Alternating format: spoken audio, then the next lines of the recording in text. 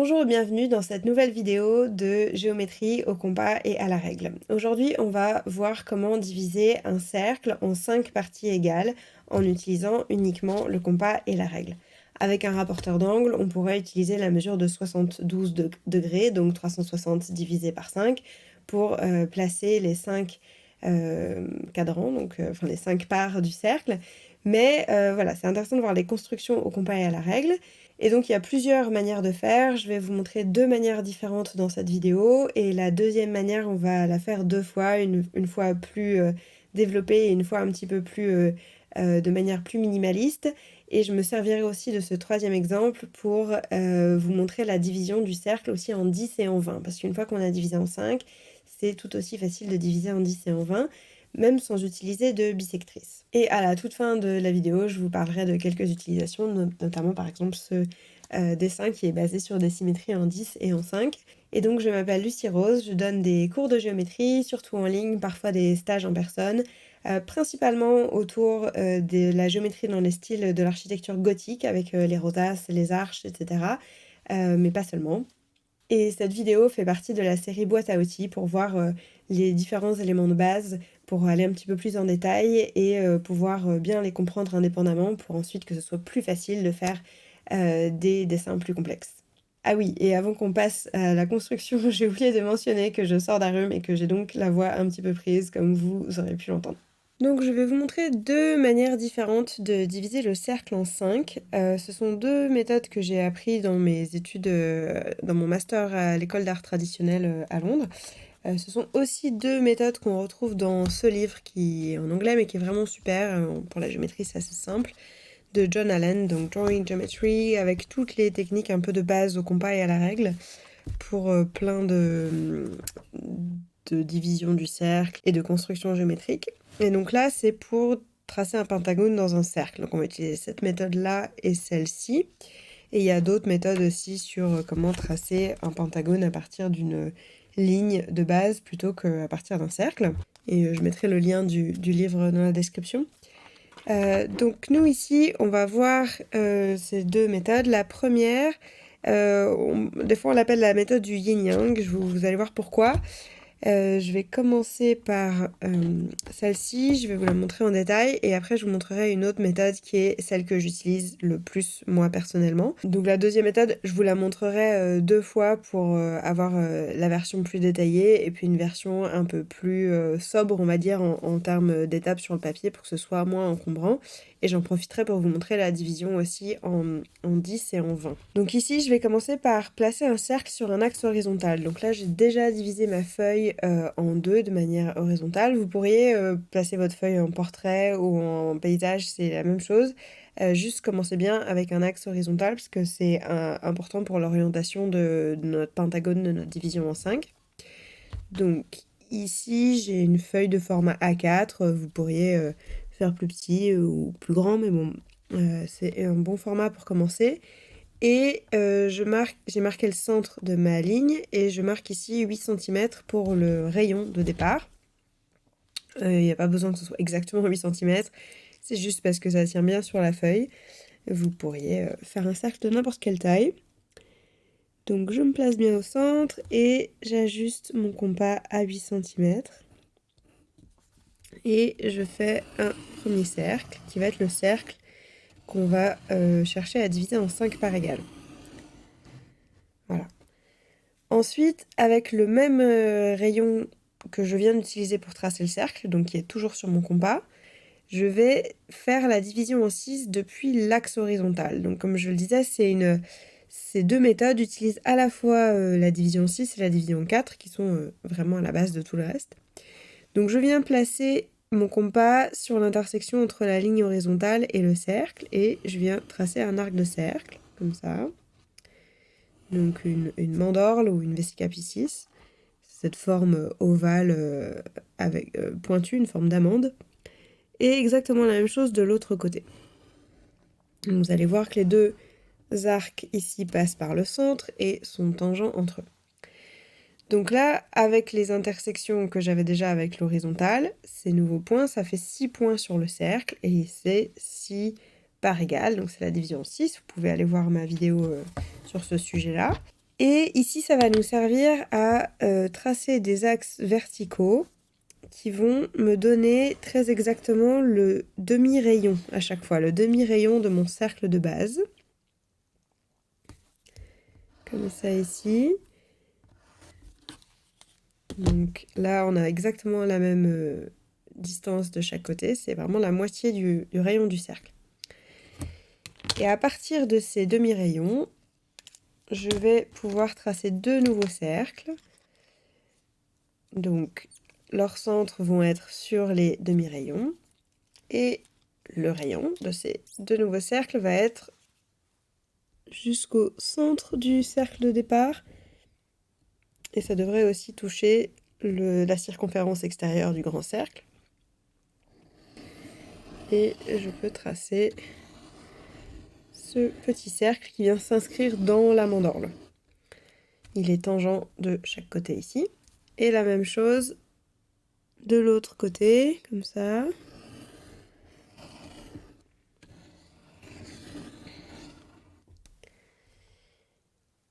Et on a deux cercles qui sont tangents entre eux, et c'est pour ça qu'on appelle cette méthode la méthode du yin-yang, puisque c'est exactement comme ça qu'on commencerait à tracer un yin-yang. On tracerait seulement la moitié de chacun de ces deux cercles, et ça fait cette forme de S du yin-yang. Un yin-yang, il est fait de deux cercles tangents, donc voilà. Maintenant, pour la suite de cette méthode, là j'ai tracé ça en partant de la division du cercle en 6.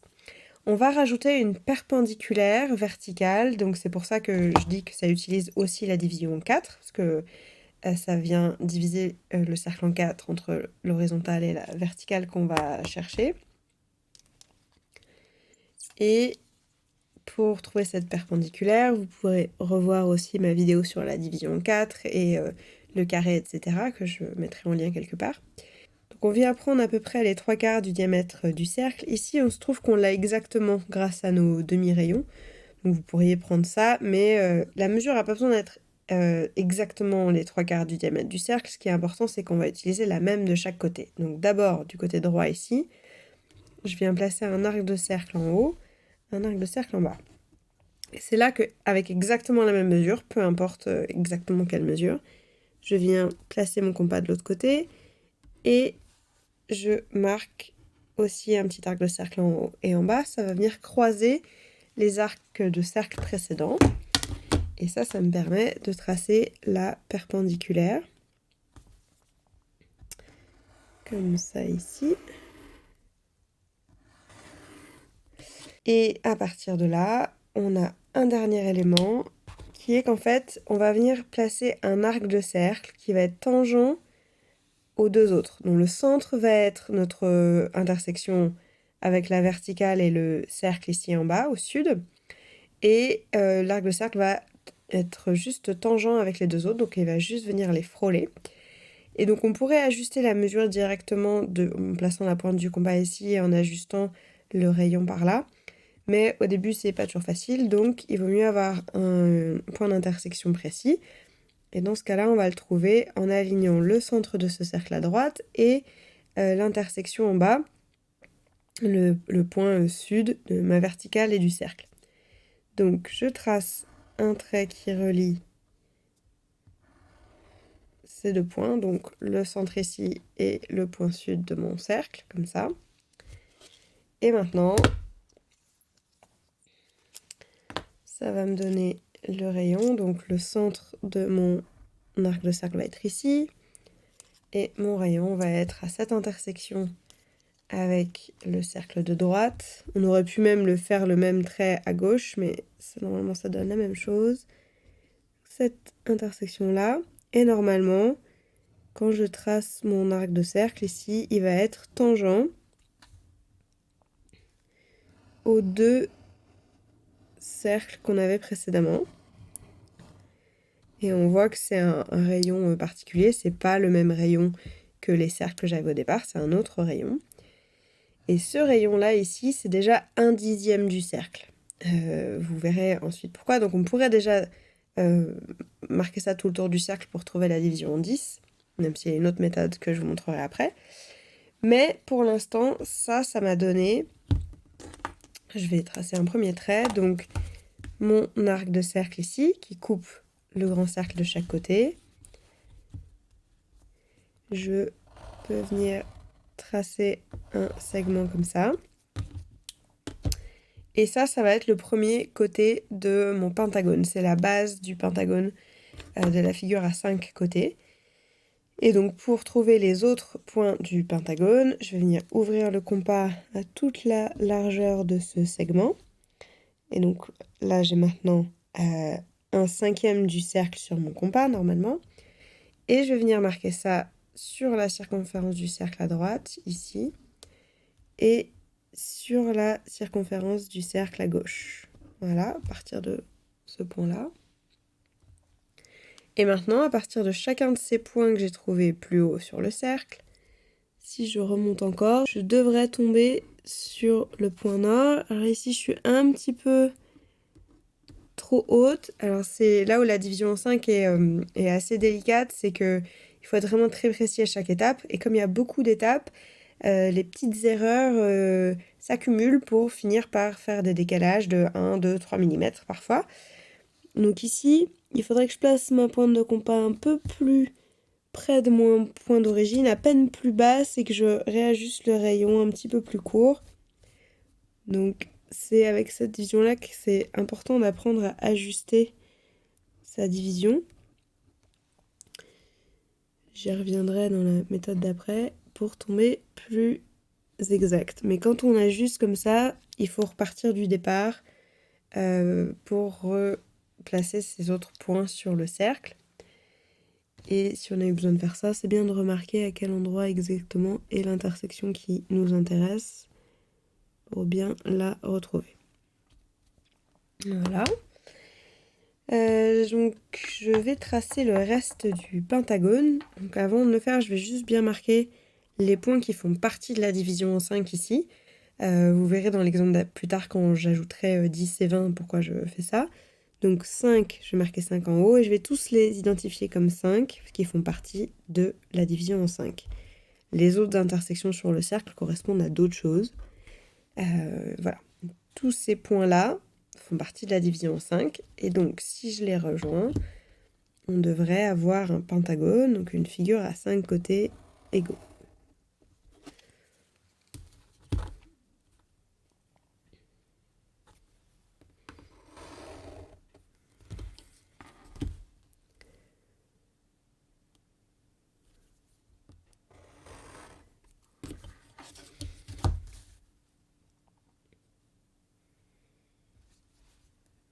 Voilà.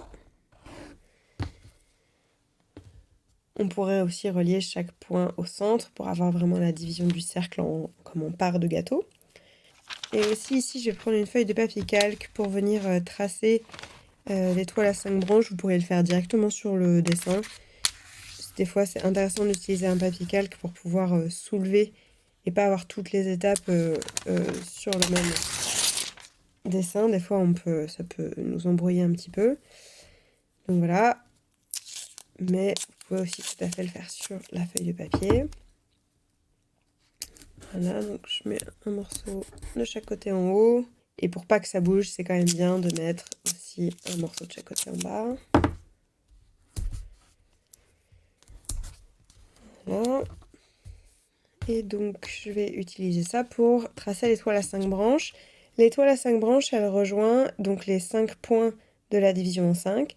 Là, j'ai relié chaque point au suivant sur le cercle, ça fait le pentagone. Et la seule autre manière de rejoindre ces 5 points entre eux, c'est en sautant un point, rejoindre au deuxième. Et si je fais ça partout, j'obtiens mon étoile à 5 branches. Donc, je vais commencer comme ça.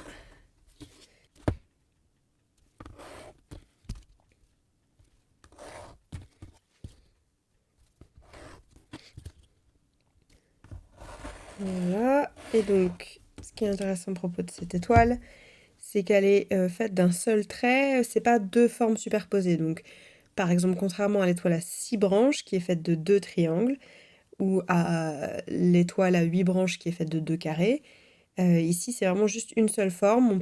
C'est un trait continu sans lever le crayon. Si je pars du point en haut et que je fais comme ça, je reviens à mon point de départ pour tracer l'étoile.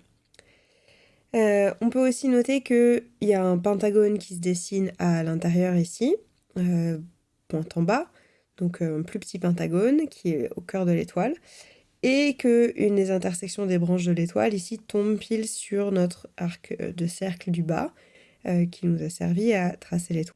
Cet arc de cercle il faisait partie de notre division en 10, il utilisait ce rayon-là qui est 1/10 du cercle. Donc c'est normal que ça se recoupe à ce genre d'endroit.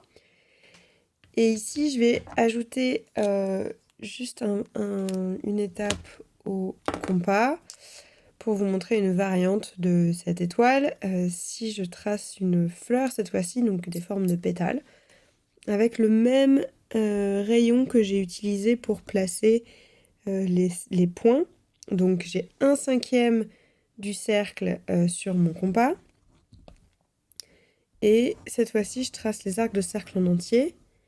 J'aurais pu le faire tout à l'heure, mais quand on a besoin d'ajuster un petit peu la mesure, c'est mieux de ne pas avoir tracé les arcs de cercle en entier. Et donc la même chose depuis les 5 points.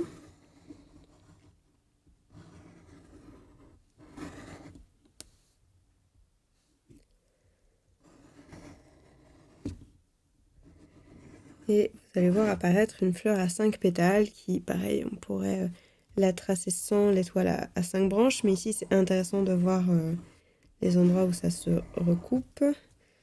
Donc depuis ici aussi, et voilà. Donc on voit que ces pétales ont des intersections qui tombent au même point que les intersections de l'étoile en trait droit, et qu'on a cette autre genre d'étoile courbée au centre qui tient dans le pentagone central. Donc c'est aussi une forme de fleur, on peut dire, avec des pétales qui peut être intéressante à utiliser. Donc voilà pour cette première méthode. On pourrait aussi la tracer de manière plus minimale, donc en faisant en faisant pas les arcs de cercle en entier. Voilà, je ne vais pas rentrer dans le détail de tracer la version minimum, mais elle pourrait aussi exister. Je vais le faire pour l'autre méthode qui est celle que moi personnellement j'utilise plus souvent. Donc je vais le faire sur une autre feuille de papier, aussi en format A4. Voilà, donc j'ai aussi un axe horizontal ici pour commencer. Ça commence de la même manière et je vais aussi trouver le centre de cet axe, voilà, pour placer mon cercle. Et on va reprendre exactement le même rayon que précédemment.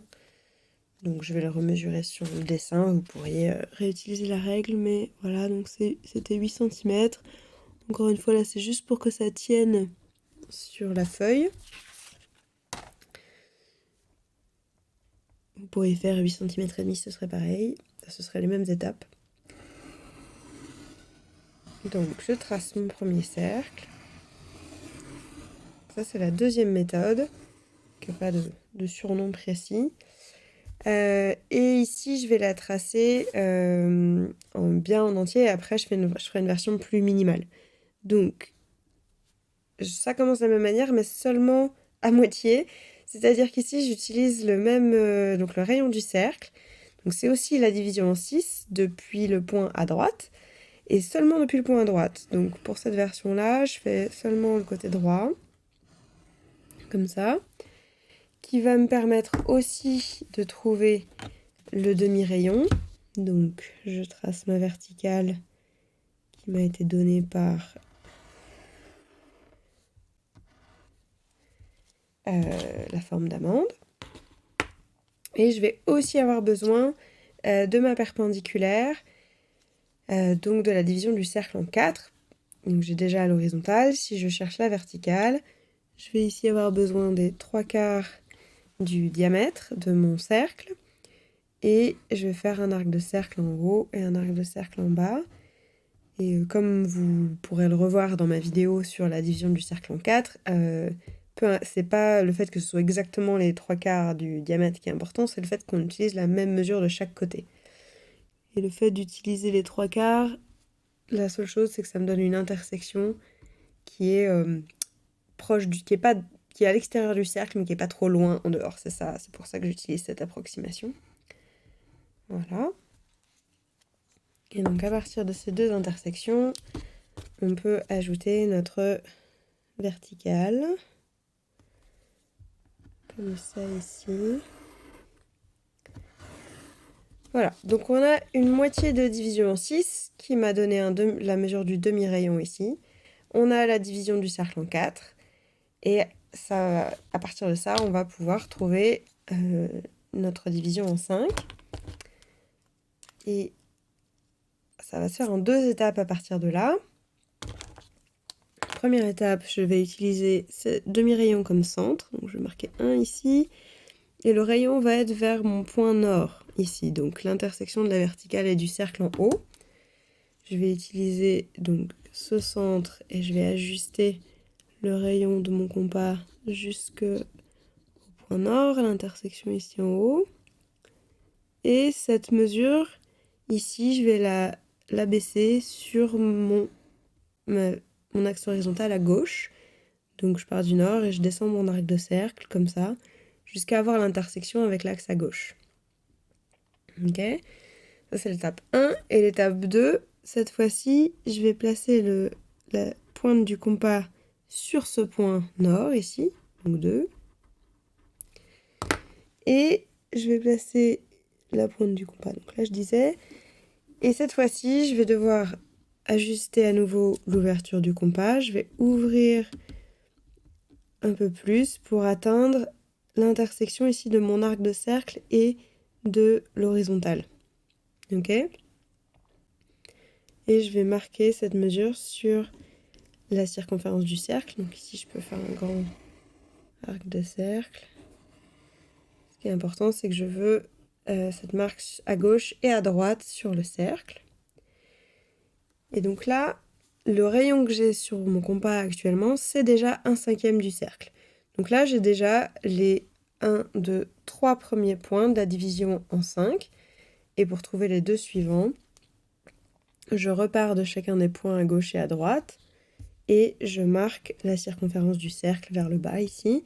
Donc vous voyez, ça tombe pas très loin de mon point précédent de la division en 6, mais c'est quand même pas la même chose. Mais je le mentionne parce que des fois on confond les deux. Donc voilà, bien voir que ici c'est normal si on a deux intersections proches. Et la même chose de l'autre côté, comme ça. Et enfin, donc là on a déjà les 5 points sur le cercle. Mais à nouveau, il faut vérifier que notre mesure elle est juste. Et c'est ici qu'on va pouvoir s'ajuster si besoin. Et avant éventuellement de partir dans des constructions plus compliquées où on divise en 10, en 20, on fait une grille, etc.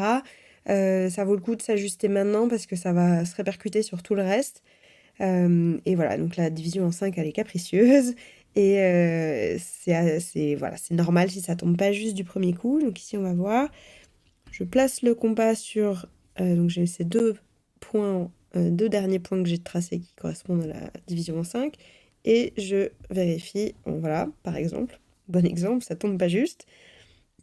Là, j'ai l'intersection qui tombe en dehors du cercle. Je sais pas si vous voyez très bien, mais en tout cas, c'est peut-être 1 ou 2 mm en dehors de mon cercle.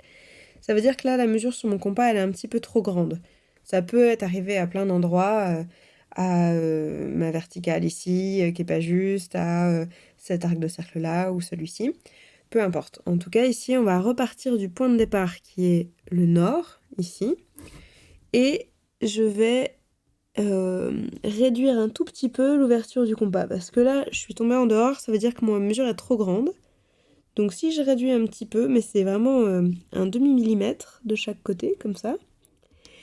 Et une fois que j'ai réduit depuis ici, je refais les étapes en me replaçant sur mes nouvelles intersections. Alors c'est très proche, mais ça, petit à petit, ça s'ajoute et voilà, ici ça tombe juste. Donc c'est un bon exemple que ça tombe pas juste du premier coup pour que je vous montre comment on ajuste. Et donc si l'intersection elle était tombée à l'intérieur du cercle, ça voudrait dire qu'il faudrait augmenter un petit peu le rayon.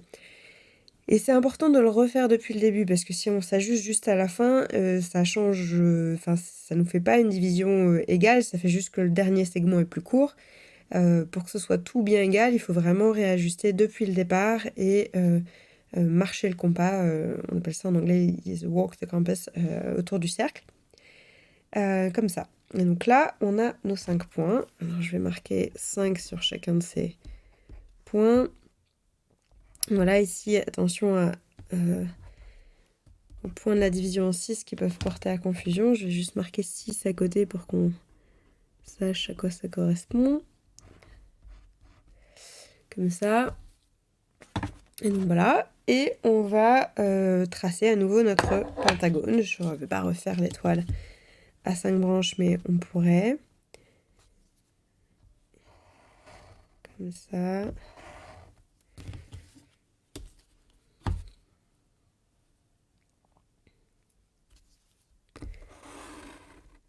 Donc j'ai mes 5 points sur le cercle pour tracer ma figure à 5 côtés.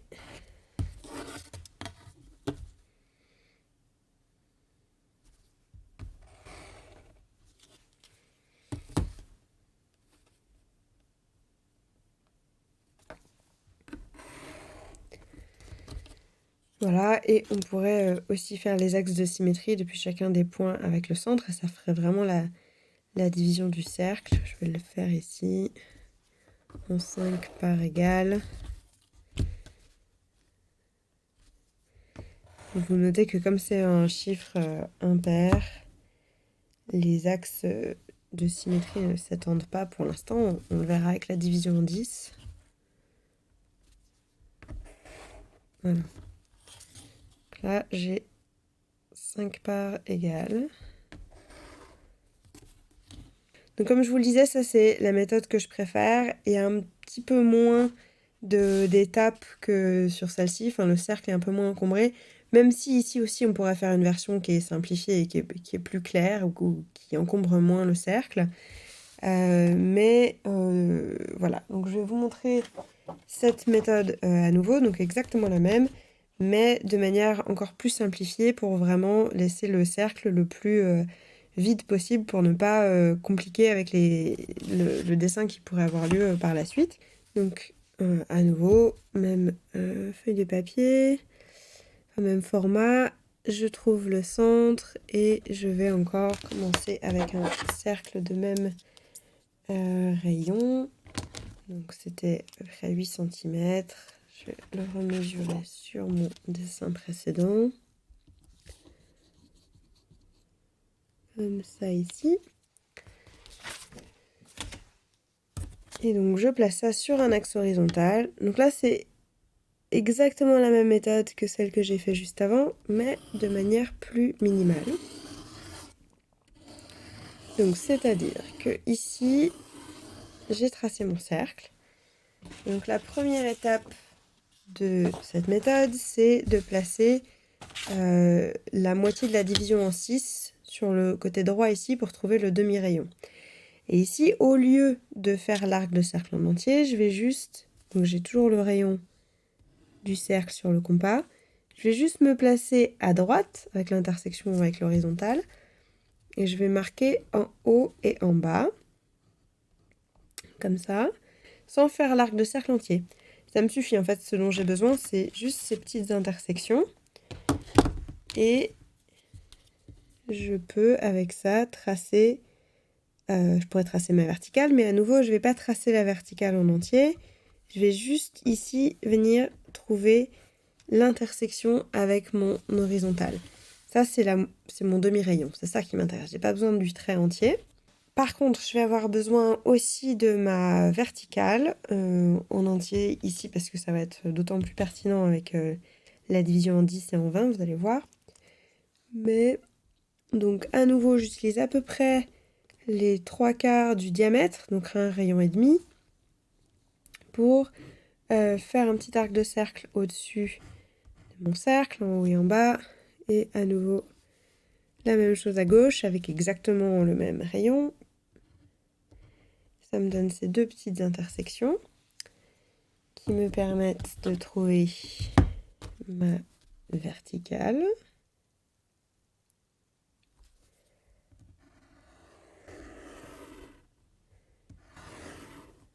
Comme ça. Et donc d'avoir divisé le cercle en 4. Ok ? Et donc si on se rappelle de mes étapes précédentes, c'est à partir du demi-rayon et du point nord que je vais pouvoir trouver la suite. Donc ici aussi on va être un peu plus minimal. Je place le compas sur mon demi-rayon et je réduis le rayon jusqu'à être au point chez l'intersection du cercle et de la verticale ici en haut, le point nord. Voilà, ça c'est ma première étape. Et cette mesure, je vais la marquer sur l'horizontale à gauche. Donc j'ai pas bougé la pointe du compas, j'ai ajusté le rayon avec l'intersection au nord, et avec cette même mesure, sans bouger la pointe, je marque l'horizontale à gauche. Ok ? Ensuite, je viens placer la pointe du compas au sommet ici, et je vais agrandir un petit peu l'ouverture du compas pour venir atteindre cette intersection maintenant. Donc celle que je viens de trouver à gauche ici entre ma mesure précédente et l'horizontale. J'ai cette mesure sur le compas et je vais la marquer sur le cercle à gauche et à droite, toujours depuis le point nord. Je n'ai pas bougé le... voilà, donc pareil, on pourrait faire le grand arc de cercle, mais ici je vais juste marquer la circonférence à gauche et à droite. Et ça, c'est déjà 1/5 du cercle. Et je viens à nouveau marquer cette même mesure depuis chacun des points, à gauche et à droite.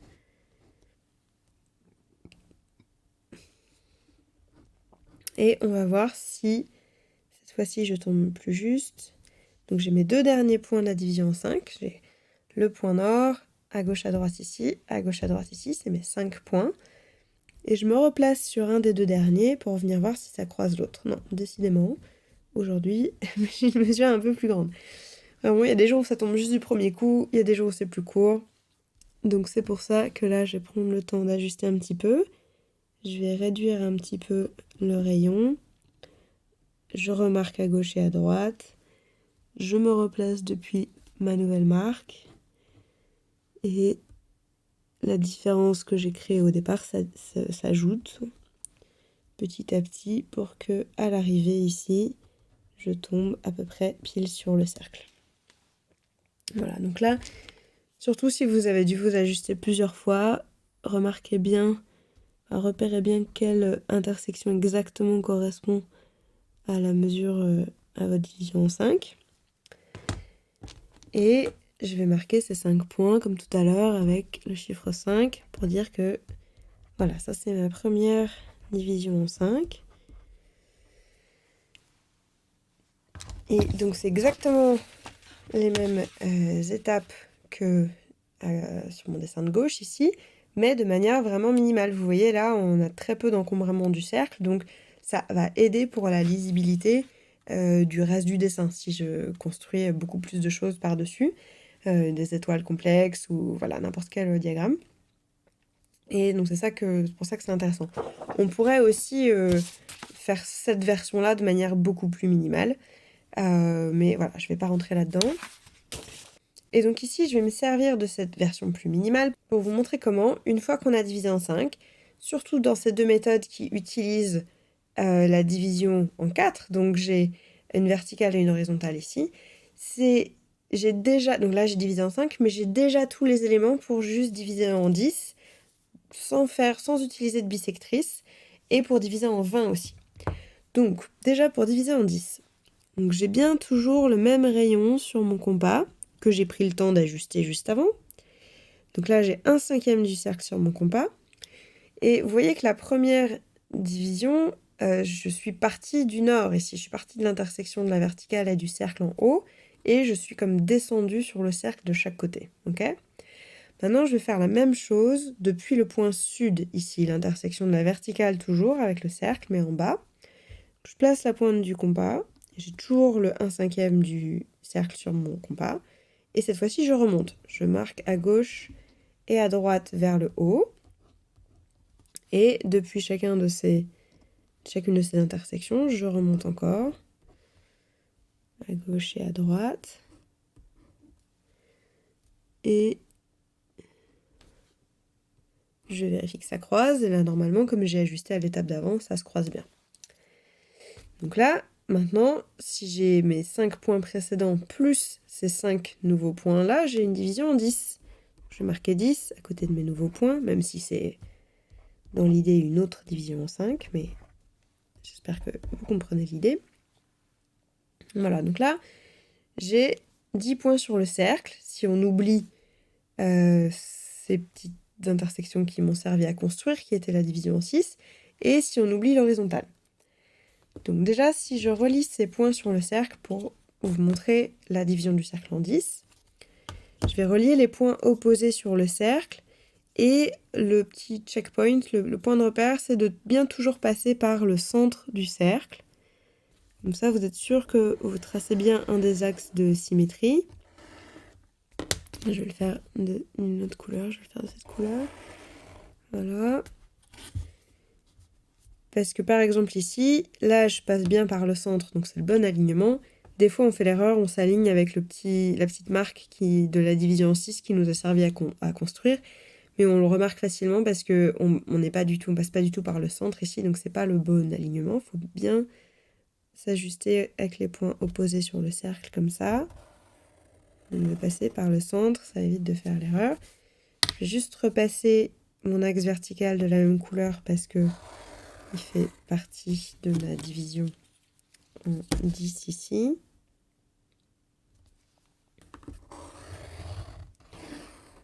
Hop. Comme ça. Donc là, on voit bien la division en 10. Il faut oublier l'horizontale. Mais cette horizontale, elle va nous servir aussi à diviser encore d'un autre niveau. On va diviser en 20. Parce que, qu'est-ce qui se passe? C'est que cette horizontale, elle divise... Ici, j'ai 1/10 de cercle de chaque côté. Et l'horizontale, elle les divise en 2. C'est déjà la bisectrice de ces 1/10 de chaque côté.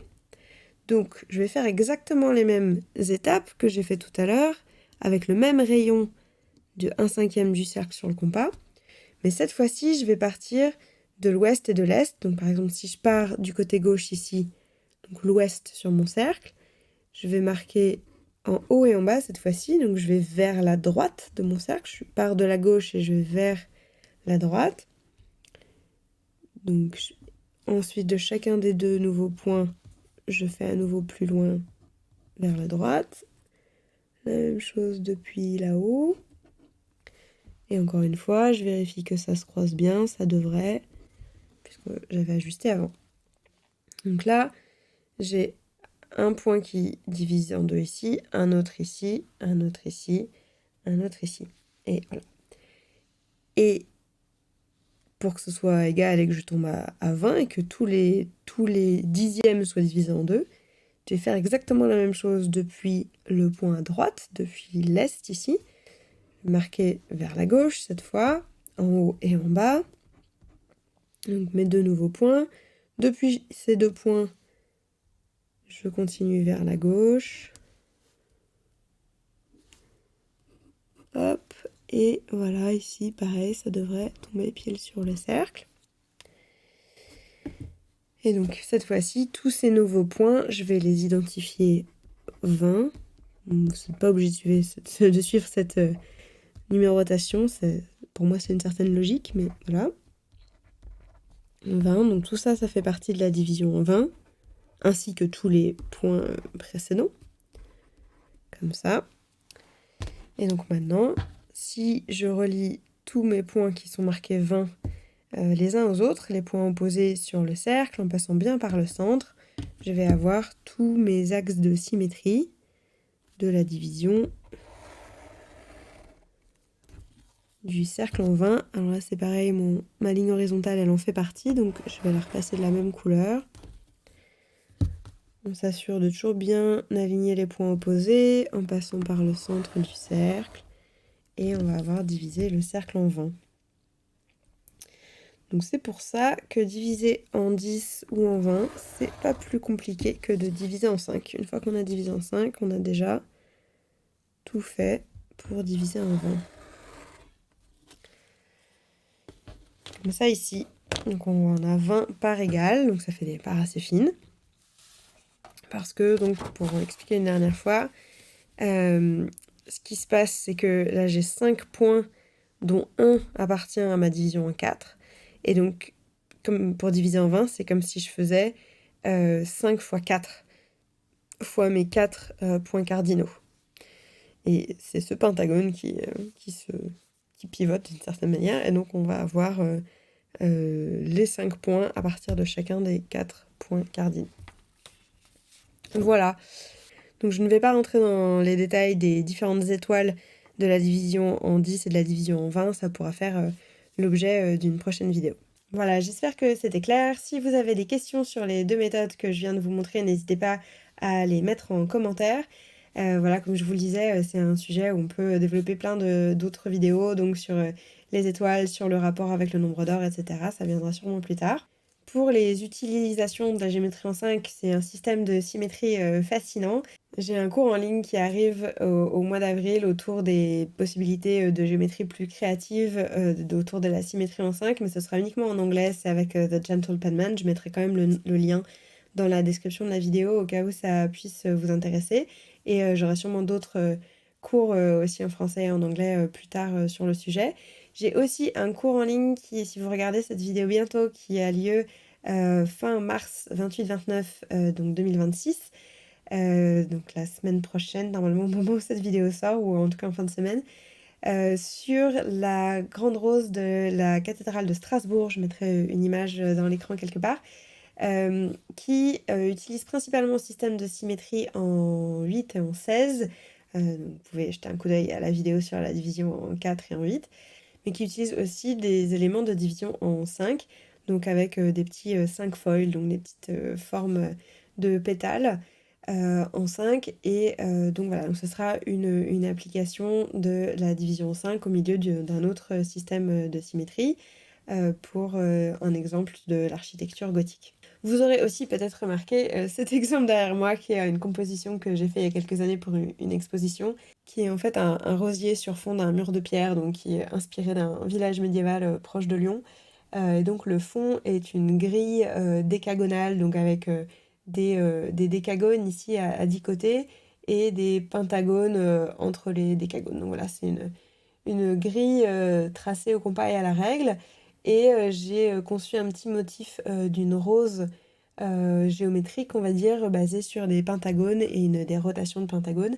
Et j'ai inscrit ces roses dans la grille pour former ce motif de rosier. Donc c'est un exemple de géométrie un petit peu plus créative qui ne s'inscrit pas dans forcément un style architectural en particulier. Donc voilà, j'espère que ça vous a plu. Si vous avez envie d'être tenu au courant de mes cours en ligne, vous pouvez vous inscrire à ma newsletter, il y aura le lien dans la boîte de description. J'ai aussi une session mensuelle en anglais qui s'appelle The Geometry Café, c'est pareil, je mettrai le lien en description si ça peut vous intéresser. C'est un abonnement avec une séance live une fois par mois, on peut se désinscrire à tout moment et on a accès aux séances passées. Vous pouvez aussi me retrouver sur Instagram, sur mon compte de géométrie Lucie Rose Géométrie ou sur mon compte d'artiste Lucie Rose Art. Et évidemment, vous pouvez vous abonner à cette chaîne pour retrouver plus de vidéos autour de la géométrie, que ce soit des tutos ou des interviews de personnes qui pratiquent la géométrie et d'autres choses à venir. Merci beaucoup d'avoir regardé cette vidéo et à une prochaine fois.